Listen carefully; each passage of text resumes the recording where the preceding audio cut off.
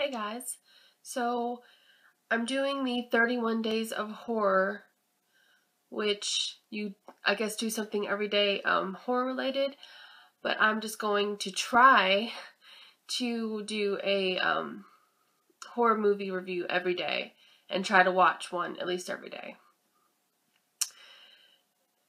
This one's going up a little late just because I've had homework in school, but I will try to do each subsequent day like earlier. But yeah.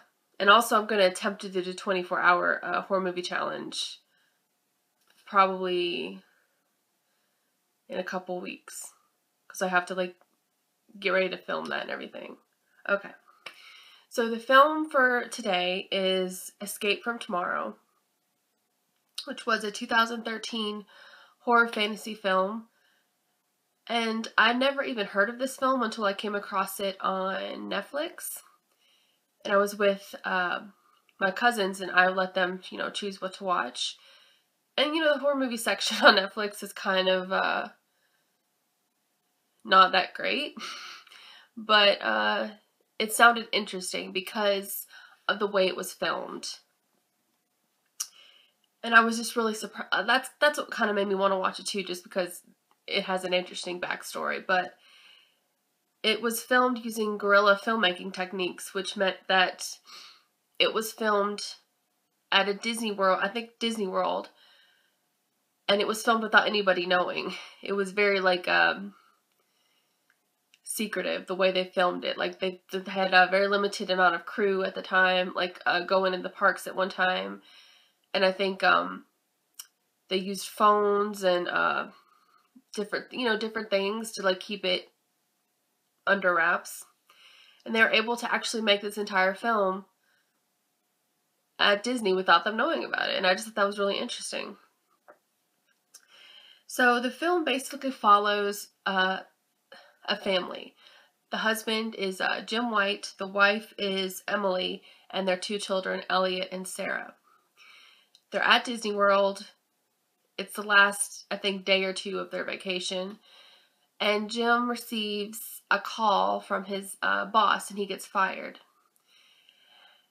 And this kind of sends him on a downward spiral into insanity. And on the trip, like on the rides in the in the park, he starts to see weird things. And I thought that was a really cool effect that I know they added after, but like certain like people's faces or the faces of mascots or like stuff on the rides will just turn sinister, I guess, and just have like look weird. And I just thought that was a really cool like technique. And you just follow him basically seeing those things. And besides seeing, hallucinating, there's these two French girls, and I guess he's so kind of bored with the vacation, and he's, wants to relieve some stress, but he starts following these two French girls around the park, even sometimes abandoning his children to do so. And just little things like that. It's just basically him going crazy and not really thinking about the well-being of his family that much. And yeah, it was just really, I thought it was really cool, just the way, the overall filming and whatnot. The acting was good because it's just meant to be really realistic, and I thought it was. It just seemed like a normal family, except for the whole going crazy part. It just seemed like a normal family at Disney World. They get into arguments, the kids get, a bit annoying at times and fussy and all that kind of thing. And it's filmed in black and white, which I thought was also an interesting choice because it just made the whole atmosphere of the film a little bit different. And it just kind of added to the overall experience of it. And this film, I guess, is in the same vein as some other directors where it's kind of,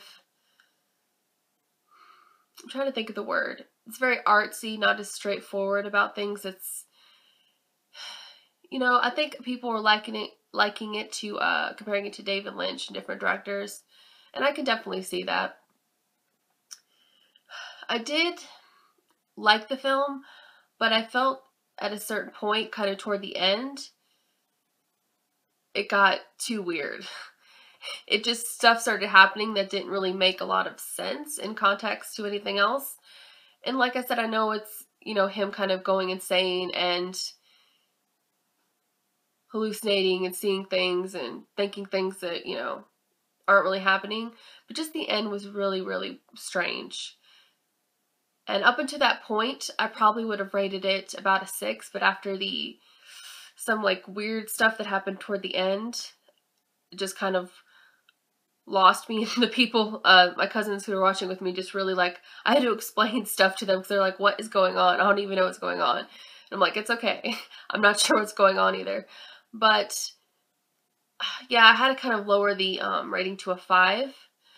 I definitely think if you're interested in horror, interested in the filming techniques or what have you, it's very, I mean, it's, even though I rated it a 5, it's definitely worth watching. But yeah, it just wasn't overall a very consistent film, but it was still interesting. And interesting is better than boring. So that was my review of Escape from Tomorrow, and I will try to have another review up tomorrow. So thanks so much for watching.